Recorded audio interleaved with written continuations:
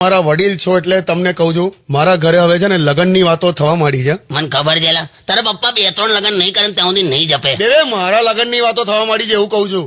તારી વાત કરે તો બરાબર, તો પરણી જા. અને જો અત્યારે જે જમાનો છે ને એ પ્રમાણે કહું છું, છોકરી જોડે પરણજે. એટલે તમે કેવી સલાહ આપો છો એને?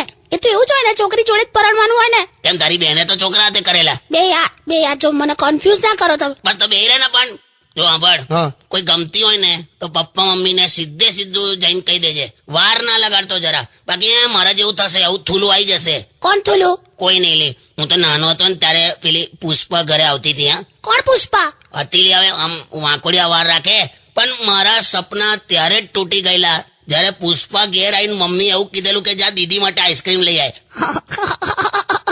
આઈ લવ માય સાસુ. બોલ, હવે ડ્રાયફ્રૂટ જેવો છોકરો જતો રહ્યો એના હાથમાંથી. સુકાયેલી ગોટલી ડ્રાય ફ્રૂટ બનાવે. Play songs.